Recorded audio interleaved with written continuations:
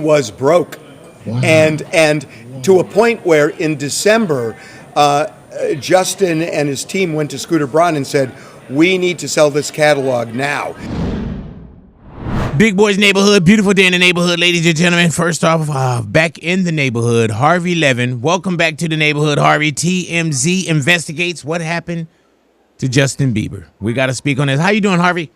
I'm good, big boy. How about you? Man, I am doing. Hey, Harvey, it is a lot of news right now, huh? God, can you believe? Like yesterday, Cassie testifying, Kim Kardashian testifying, the Menendez brothers in court. That's just the beginning. Yeah, man, and everything and not when in our arena you get one of these and it's like, okay, we can go ahead and we can really. But now, yeah, you just ran down a list, and it's so much going on right now, bro. We are in full overload right now of trying to cover everything. And I know that TMZ, that's our source. So, even with Tory Lanez, when we saw Tory Lanez was stabbed, I know. 14 times, that was right there on TMZ first. So I know you got a lot on your plate. I don't remember a time when so much was going on at once. Literally in the 20 years we've done it, this month has just been insane. Yeah, man. And we were waiting on this Diddy, which we'll get to, of course, with the Diddy trial that started. But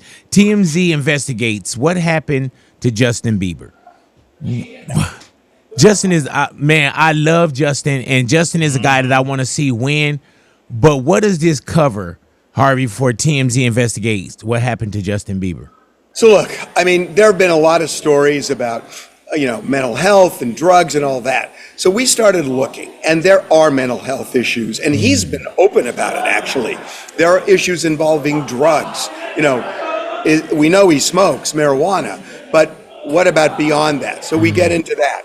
There's been issues about his marriage, and there have definitely been tough moments in that marriage, very tough. Oh, wow. But the big thing that seems to be the centerpiece, big boy, is money. And he made upwards of $500 million in his career. In 2022, when he finished the Justice Tour, when he ended it right in the middle, Justin Bieber was broke. The people we talked to in his world said he was on the verge of financial collapse. And that's pretty stunning. How does that happen, Harvey? What's the deep dive? Oh, really? The kid was 13 years old when he became a star. He didn't learn money management, and it's one of the problems of throwing a kid into an adult world. And he blew the money. And what happened was his business manager said, Scooter Braun, your manager, is screwing you over. He's screwing you. And she said, he has taken at least $26 million in commissions that he should have never charged you for. He overcharged you. So there was, Scooter Braun's company did an audit with an independent company, Price Waterhouse. They do the Oscars. Oh, yes. We've seen the audit, big boy. Scooter doesn't owe Justin any money. Justin owes Scooter $8.6 million. So it's the opposite.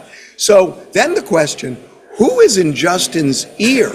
And that led us to this church that he is deeply involved in, Church Home, and a pastor, Judah Smith, who is like his Svengali. And the relationship that we found between Justin and Judah Smith, in terms of business and isolating friends from Justin's world, it's really fascinating. And Harvey, is that still going on? Yeah. Okay, because I knew years ago that was a thing. He was being followed with around. Carl Lentz. It was a different guy, Carl Lentz. Oh, wow. Okay, so yeah, I definitely need to refresh my page. So now we're looking at it now, and it's still happening. Do we say allegedly here? No. He is all in on Church Home and Judah Smith. They are like this. Look, there are people who are calling this church a cult. Judah Smith absolutely denies it, says it's ridiculous. They meet once a month, but there are people who say it is. But Justin is all in that church. Man, so what did you have a chance to uncover when you went down a rabbit hole with what happened to Justin Bieber? Well, look, there are multiple things. He is having mental health issues. He talks about it, big boy. He talks about it. You know, with drugs, his camp has told us he absolutely does not do hard drugs. They wouldn't define that.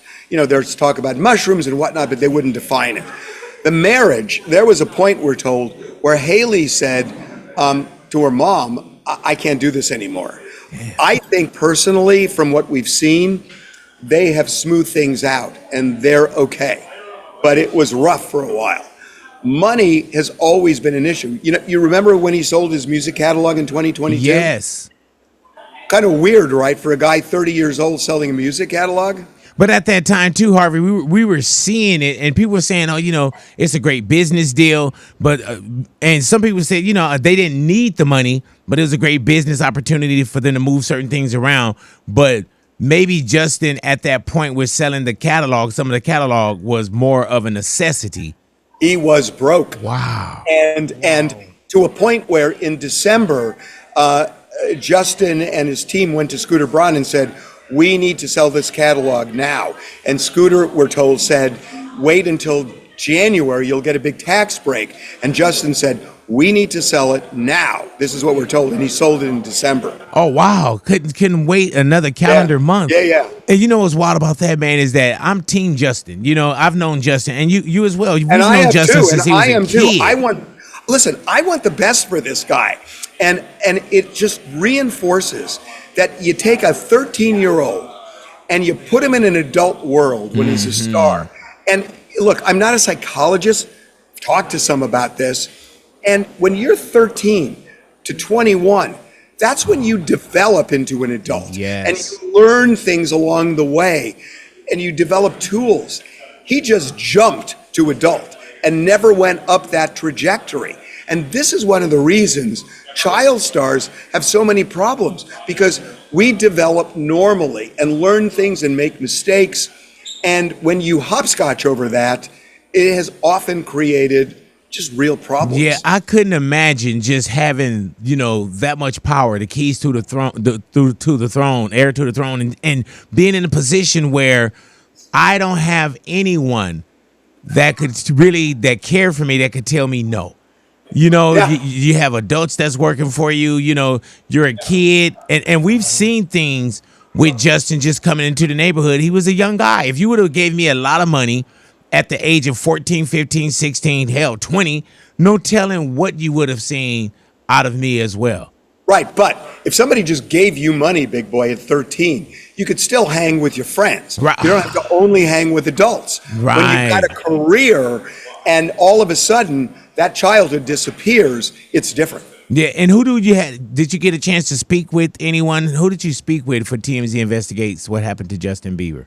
I mean, you know, we talked with a slew of people that wouldn't go on camera, but these are people in his world. That's how we know about the audits and the money and the church. So we have talked to all sides on this thing. And I think you're going to look at this, and I hope you view this as fair, because there are good things in Justin's life. And he's corrected some of this stuff. And career-wise, I think he has a great future. But, you know, there are problems. And, you know, we have some people on camera, but a lot of this information is stuff that we got through this investigation. And we spent a lot of time talking to a lot of people who are right there. Man, you know what's so sad about this, man, is you want to see someone win, and then you do question, like, how well is Justin doing? You know, and what's the outcome, but what's next? You know what I'm saying? What's next? Because you've been around so many people that were kind of like yes men and women.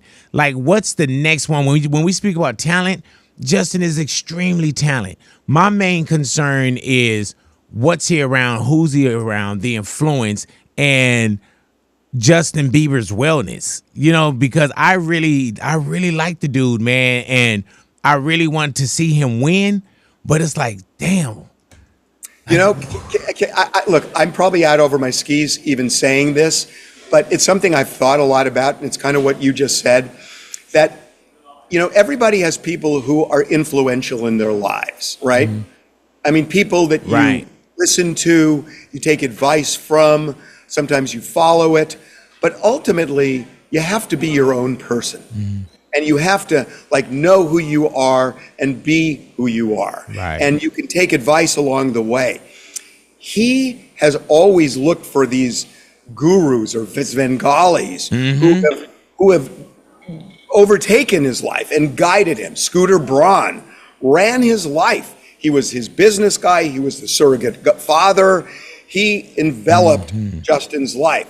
Carl Lentz envelops Justin's life. Judah Smith envelops Justin's life. And it kind of prevents you, when you've got that Svengali always, from being, who am I? What do I want? How do I want to go down a path? And, he just seems to be seeking out people who can kind of tell him, here's the way you live.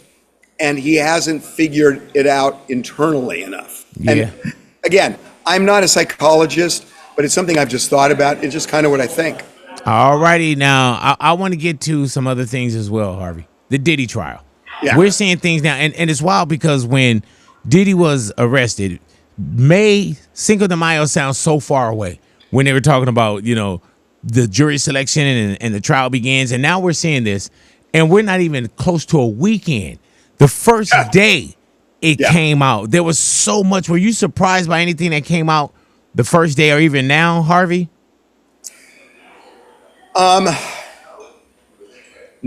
Yes. Yeah. There is a lot that came out, and a lot that prosecutors have in their arsenal against Diddy. There is no question about it. Cassie has been a really effective witness, and she has painted a picture of horror, that things that she went through. But to convict him, you have to show coercion or force. And there is a lot of testimony where she talks about internally feeling like, I wanted out of this, I didn't want to do it. But was it communicated to Diddy? And there are parts where she says, I didn't say anything, I didn't say no because I was afraid of what he might do. Or I said no gently because I didn't want him to be with another woman if I said no. And there were things the prosecutor brought up where I thought they would complete that circle. And there were a few where they absolutely did, I think. And that may be enough to convict him. I thought there was going to be more of that. And she talked about these things, but then completing the circle and saying, and when I said I didn't want to do it, he said blank. And it fell short of that. And legally, that becomes an issue. It may not become an issue in terms of how you view it, but when the jury has a jury instruction, they have to look at that jury instruction. And I know the way jurors look, and they will start picking that apart in the jury deliberation room. So I don't know where that goes, and we're too early in the trial to know. But that's what surprised me. Yeah, because I was looking, of course, with the court of public opinion. Court of public opinion. It's been the worst. But now when you sit down and you see people saying, okay, well, is his sexual preference? Is that on trial? Is what's going on? Is baby oil on trial? Is it and then there's certain things where you'll see there's some monster things, but when you look at the charges, those aren't the charges with the racketeering and everything that goes with what we're seeing here. Yeah, I mean, racketeering is the most interesting one in the sense that racketeering is almost only used against businesses, the mafia. It's rarely used against an individual because he's the only one on trial for racketeering. And, sometimes overcharging creates a problem for prosecutors. I don't know. Maybe the jury will find it. But it is unusual to charge an individual with a crime organization. I mean, they use the word crime organization, but there's no organization. It's Diddy. And so if the jury feels it's an overreach, it could color the way they look at everything. Man, do you feel like and it's a hard question to ask, but do you feel like when you first heard it, it's as bad now in the court of law as when we first saw what was unraveling? And by that I mean, do you think that there is a so-called Diddy light at the end of the tunnel? Well, it's kind of what I mentioned before about completing that circle. That's the part that did surprise me. And when you listen to the U.S. attorney give his press conference when they indicted him, he made it sound like case closed. Right. And I'm reading all the transcripts, and that circle is 3/4 completed.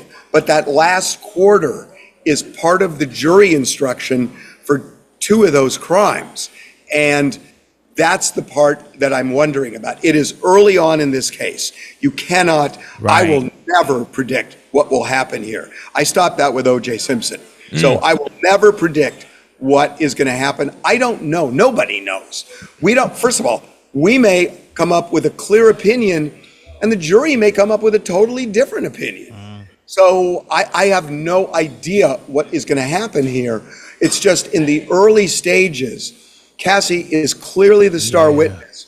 I thought that circle would be drawn fully on all of these points. It's drawn on some, but certainly not all. Tory Lanez stabbed 14 times, Harvey. Woo. 7 in the morning. You got to get up early to stab somebody that early in the morning. Big boy, I mean, this guy clearly was trying to kill him, Yeah, right? that's what I said when you broke the story on TMZ. I was telling the neighborhood, we went on our YouTube live, and I said, man, Tory Lanez, they didn't kill him. I said Tory Lanez survived because they were that 14 times. That is a kill shot, bro. A kill shot. I mean, there is no doubt about it. This guy wanted to kill Tory Lanez. And, 2 collapsed lungs. Yes. I mean, it's remarkable he's alive. But you got to wonder, what happens when he goes back in? Right? Yeah. And then that's what I was talking with Ani that worked with us yesterday. She was like, oh, will this take time off? I'm like, no, it's not going to take time off. It's not going to get Tory Lanez out of prison. If that's the case, everybody be in there saying, hey, man, knife me. Stick me right now. And then whatever's going on, even if he doesn't go back to the same housing facility, the same prison, he's got to go somewhere. He's got to go somewhere. And wherever you go, those kites are flown. There's still movement. So I'm just wondering what happens from here on out, bro. Yeah, I mean, does it become a thing now with Tory Lanez? And that's the question. You're right. Move him to another prison. Everybody knows about this. Right. I know. Right. Hey, man, Beyonce, ticket sales.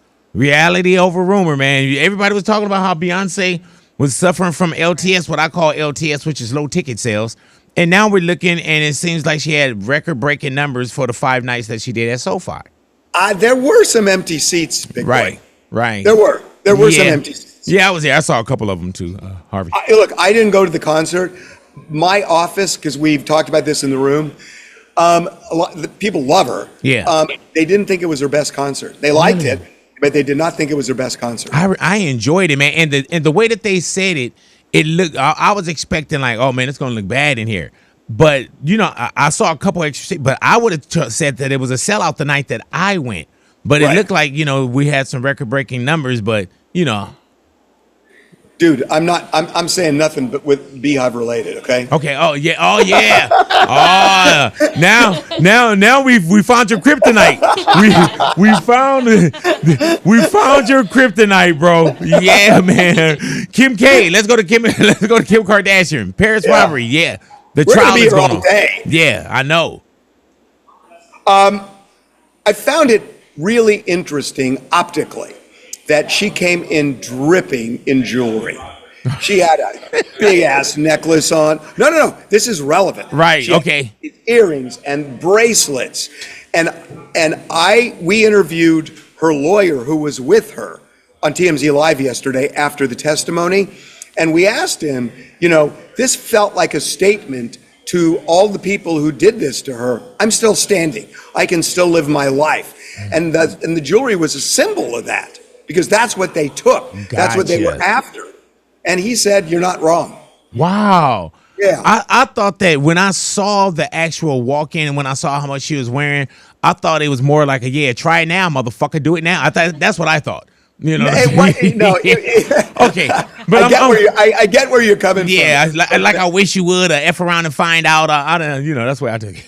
It's also interesting. She, one of the guys on trial, they're very close to each other in a French court, and they were all around her. And one of the guys apologized to her. He wrote a note. He couldn't speak, but he wrote a note to her apologizing. She accepted his apology. She was very gracious.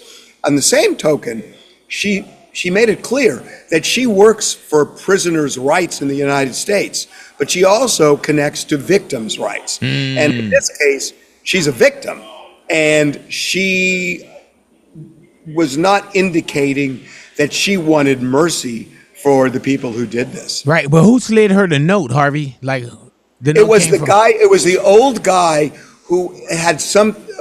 He had something to do with it, though. Yeah, he was. Wow. He's one of the defendants. He's one. Oh shit!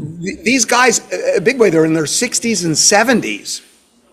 Yeah, they was doing that one more hit. Like, let's just go one more, and then we're done. One more, we can get all the. Oh my God! The croissants that we want. You sound like a Jewish 70-year-old comedian. Yeah, I got to work on that. I didn't know that we were. I didn't know we were going there, man. By the next time, Harvey, I'm gonna be locked and loaded with my 60, 70-year-old French guy with the croissants and everything. I'm gonna come in with a tam, all kind of ascot around my neck, everything. But Harvey, thank you for your time, man. It's always a pleasure to have you on. TMZ investigates what happened to Justin Bieber, and we're streaming right now on Hulu. I love being in the neighborhood, big. Thank you, bro. Thank you. You're gonna get yourself in trouble here. I know. Every time I feel like you curl your toes up in your shoe, and you can't wait till we're finished. Sometimes. Oh, I didn't know the camera was going that low. But Harvey Levin, thank you so much for sharing your time and your wisdom, man, and we appreciate you, Harvey. Hey, I love being with you, big boy. Thank you. That's Harvey Levin right there, man, friend of the neighborhood. TMZ investigates what happened to Justin Bieber. Now streaming for you on Hulu. Make sure you guys check that out. Always the greatest work. Y'all continue to hang with us, big boys.